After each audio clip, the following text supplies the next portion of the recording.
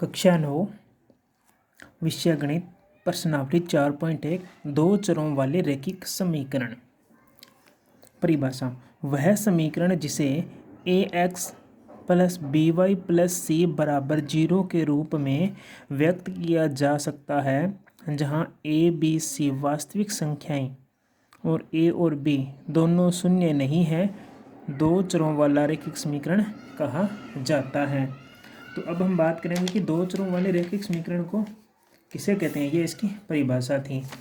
देखो परिभाषा में क्या बोला है, समीकरण को किस रूप में लिख सकते हैं, ax plus B Y plus C बराबर 0 इस रूप में लिखते हैं। उसको हम क्या बोलेंगे, दो चरों वाले रैखिक समीकरण। अब देखो मैंने लिखा 3x प्लस 5y प्लस 6 बराबर 0। ये क्या है, दो चर वाला रैखिक समीकरण है या नहीं है। तो सबसे पहले तो बात करता हूँ दो चर।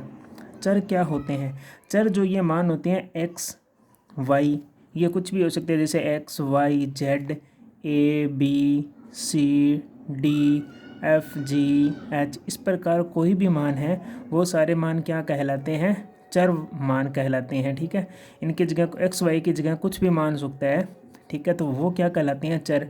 तो वो क्या होने चाहिए, दो होने चाहिए। तो दो तो हमारे पास में चर है। ठीक है, उसके बाद में समीकरण में दो चरों वाले रैखिक समीकरण। अब देखो रैखिक का क्या मतलब है, रैखिक का मतलब है इनकी जो घात है वो कितनी होनी चाहिए, एक होनी चाहिए। एक से अधिक अगर इनकी घात है तो वो रैखिक समीकरण नहीं कहलाता है। अगर इनकी घात एक है तो वह रैखिक समीकरण कहलाता है। ठीक है, तो इनकी घात एक होनी चाहिए, तो यह क्या है, रैखिक समीकरण है। अब इसने आगे क्या बोला है, ए बी सी वास्तविक संख्याएं होनी चाहिए। वास्तविक संख्याएं, सभी संख्याएं क्या होती है, वास्तविक संख्याएं होती है। फिर आगे क्या बोला, ए और बी दोनों शून्य नहीं। जो ए और बी है, जो यहाँ पर ये ए का मान 3 है, 5 का मान यहाँ बी का मान 5 है, ये दोनों मान यहाँ पर कभी भी 0 0 नहीं होगा। ठीक है, इनका मान ये दोनों शून्य नहीं होने चाहिए। ठीक है, तो शून्य नहीं है तो उन्हें क्या बोलेंगे, रैखिक समीकरण बोलेंगे, दो चरों वाले। जैसे हम और बात करते हैं 5z प्लस 6y बराबर 4, क्या यह रैखिक समीकरण है, दो चर वाला। तो देखो इसमें z और y दो चर है ना। ठीक है, तो दो चर वाला हो गया। ठीक है, साथ में क्या है, c का मान भी है। ठीक है, और यह मान भी शून्य नहीं है, तो यह क्या हो जाएगा, दो चर वाला रैखिक समीकरण हो जाएगा। जैसे मैंने लिखा 3x plus 4y plus 5z बराबर 0, क्या यह दो चर वाला रैखिक समीकरण है, तो नहीं। इसमें देखो चर x y और z कितने चर आ गए, तीन चर आ गए, तो इसे इसमें तीन चर आ गए, ये दो चर वाला रैखिक समीकरण नहीं कहलाता है। जैसे 3x की स्क्वायर प्लस 5y बराबर 2, क्या यह दो चर वाला रैखिक समीकरण है। चर तो इसमें दो है, परंतु इनकी घात क्या है, देखो घात कितनी है, दो है, तो अधिकतम घात कितनी होनी चाहिए, एक होनी चाहिए। इसलिए उसे हम क्या बोलेंगे, रैखिक समीकरण बोलेंगे। तो यहाँ पर जैसे लिख सकते हैं हम, जैसे 3x प्लस 4y बराबर 5। क्वेश्चन नंबर 1, एक नोटबुक की कीमत एक कलम की कीमत से दोगुनी है। नोटबुक की कीमत है जो कलम की कितनी है, दोगुनी है।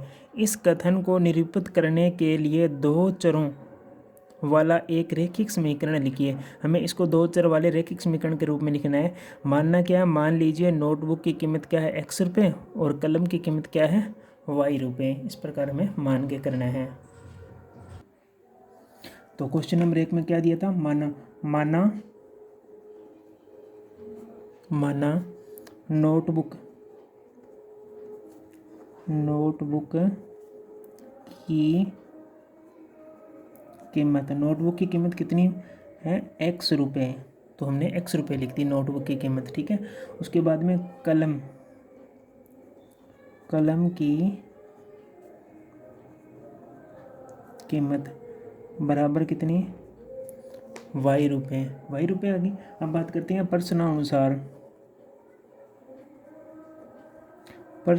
मतलब जो प्रश्न में दिया है उसके अनुसार। उसने क्या कहा है, नोटबुक की कीमत है, नोट बुक की कीमत बराबर 2 गुनी किसकी कीमत है, 2 इंटू किसकी कीमत है, कलम की। तो लिख देंगे कलम की कीमत। ठीक है, तो नोटबुक की कीमत है जो 2 गुनी किसकी है, कलम की कीमत की। अब देखो नोटबुक की कीमत हमने क्या मानी है, x इंटू 2 गुणा इसका मान क्या है y, तो y, तो x बराबर क्या आ जाएगा 2y। अगर हम इसको इस प्रकार लिखें तो x, ये 2y इधर आएगा तो माइनस का 2y बराबर 0। ये इसका हल है। क्वेश्चन नंबर 2, निम्नलिखित रैखिक समीकरण को ax plus by plus C बराबर 0 के रूप में व्यक्त कीजिए। प्रत्येक स्थिति में a b c के मान बताइए। a b c के मान ज्ञात करना है और हमें ये क्वेश्चन दे रखे हैं और इन्हें a b c का मान ज्ञात करके बताना है प्रत्येक स्थिति में क्या होगा। तो हम हल की बात करते हैं अब इनके। देखो क्वेश्चन नंबर 2 का पहला पार्ट क्या है, 2x प्लस 3y बराबर 9 माइनस 3 5। ठीक है, ऊपर बार दे रखा है। ठीक है, 9.35 सॉरी। ठीक है, तो हमें इस रूप में लिखना है ax plus by plus c के रूप में बराबर 0 के रूप में। तो इस रूप में बनाने के लिए हम क्या करेंगे, इसको इधर लेके आएंगे तो लिखेंगे 2x प्लस 3y, ये इधर आएगा तो क्या हो जाएगा माइनस 9.35 के ऊपर डैश बराबर क्या हो जाएगा 0। अब हमें क्वेश्चन में क्या दिया था, हमें किस रूप में लिखना था, ax plus by plus c बराबर 0, इस रूप में लिखना था। ठीक है, तो देखो a का मान, b का मान, c का मान, चाहे आप यहाँ प्लस का चिन्ह लगाना चाहो तो इस प्रकार लिख सकते हैं इसको हम 2x प्लस 3y, यहाँ पर प्लस का और ब्रैकेट के अंदर लिख देंगे माइनस 9.35 डैश बराबर 0। अब हम तुलना करेंगे तो a बराबर कितना आ जाएगा 2, b बराबर कितना आ जाएगा 3 और c का मान कितना आ जाएगा माइनस 9.35 डैश। ठीक है, तो ये c का मान आ गया। अब इसी प्रकार इसको लिखेंगे तो देखो कैसे लिखेंगे, x यहाँ पर हम प्लस का चिन्ह लगाएंगे। ठीक है, तो ये सारा किस में हो जाएगा, ब्रैकेट के अंदर हो जाएगा माइनस y बटा में 5 प्लस यहाँ पर तो माइनस का 10 बराबर क्या आ जाएगा 0। ठीक है, तो x का x प्लस, अब देखो यहाँ से मैंने y को बाहर निकाला तो अंदर क्या बचेगा 1/5, बाहर y आ गया प्लस माइनस का 10 बराबर 0। और वही समीकरण क्या थी, ax plus by plus c बराबर 0, इस रूप में तो आ गया। अब इसके साथ में कुछ नहीं दिया तो यहाँ क्या माना जाता है, 1 माना जाता है। तो a का मान क्या हो जाएगा 1, b का मान क्या हो जाएगा माइनस 1/5 और c का मान क्या हो जाएगा माइनस का 10। अब इसी प्रकार इसमें बात करते हैं। ठीक है, इस संख्या को इधर लेके आएंगे तो माइनस का 2x प्लस का 3y माइनस का 6 बराबर 0। तो यहाँ आ जाएगा माइनस का 2x प्लस 3y, यहाँ पर अगर प्लस का चिन्ह लगाएंगे तो ये किस में हो जाएगा, ब्रैकेट में लिख देंगे -6 को बराबर 0। अब हम तुलना करेंगे तो a बराबर कितना आ जाएगा माइनस का 2, b बराबर कितना आ जाएगा 3 और c बराबर कितना आ जाएगा माइनस का 6। क्वेश्चन नंबर 4 में क्या है, x बराबर 3y दे रखा है। ठीक है, तो 3y, तो x माइनस 3y बराबर क्या हो जाएगा 0। ठीक है, तो इसमें x y है परंतु c का मान नहीं है तो हम उसको क्या लिखेंगे, जो मान नहीं दिया है उसको हम क्या लिखेंगे 0। तो या फिर हम इसको इस प्रकार लिख सकते हैं x minus 3y plus 0 c बराबर 0। मतलब 0 को c से गुणा करूँ तो 0 ही आएगा। ठीक है, और इसकी जगह क्या माना जाता है 1, तो यहाँ से तुलना करेंगे तो a बराबर 1, b बराबर माइनस का 3 और c बराबर क्या हो जाएगा 0। ये इसके 3 मान आ जाएंगे। इसी प्रकार 2x माइनस 5y, 2x बराबर माइनस 5y, ठीक है। तो 2x, ये 5y इधर आएगा तो प्लस का बराबर 0। अब इसमें c का मान 0 नहीं दिया है तो आप इसको डायरेक्ट लिख सकते हो 0, ठीक है।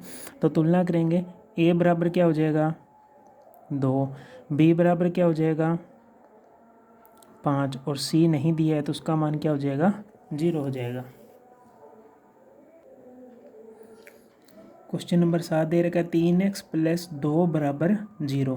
अब इसमें देखो y का मान नहीं दिया, इस प्रकार समीकरण थी हमारे पास ax plus by plus c बराबर 0, इस प्रकार था। तो हमें इस रूप में बनाना है, तो ये तो इस रूप में है तो लिख दिया 3x, बीच वाली टर्म ये वाली टर्म गायब है तो हम इसको क्या लिख देंगे 0y, ठीक है, 0y प्लस c का मान कितना हो जाएगा 2 बराबर 0। तो x की जगह अब देखो तुलना करेंगे, a बराबर कितना 3, b का मान कितना 0, c का मान कितना 2, इस प्रकार हमें तुलना करनी है। अब इस क्वेश्चन में देखेंगे तो यही देखो सेम समीकरण है, y का मान दे रखा है, c दे रखा है, ठीक है, परंतु x वाला नहीं है। तो हम क्या लिखेंगे, देखो यहाँ पर x वाला नहीं है तो हम क्या लिखेंगे 0 गुणा x, ठीक है, प्लस y माइनस का 2 बराबर 0। अभी मैंने बताया था इसके साथ में कुछ नहीं है तो यहाँ क्या लगा देते हैं 1 लगा देते हैं, ठीक है, तो यहाँ 1 हो जाएगा। अब तुलना करेंगे तो a बराबर कितना आ जाएगा 0, b बराबर कितना आ जाएगा 1, c बराबर कितना आ जाएगा माइनस का 2। अब इसी प्रकार इसको हल करेंगे तो ये 2x इधर आएगा तो किसका हो जाएगा माइनस का, तो 2x प्लस 5 बराबर क्या हो जाएगा 0। अब इसमें बीच वाली टर्म नहीं है, ठीक है, तो समीकरण इस प्रकार थी ax plus by plus c बराबर 0। अब इस रूप में बनाएंगे तो माइनस का 2x plus 0 into Y plus 5 बराबर 0। अब तुलना करेंगे तो a बराबर कितना आ जाएगा माइनस का 2, b बराबर कितना आ जाएगा 0 और c बराबर कितना आ जाएगा 5।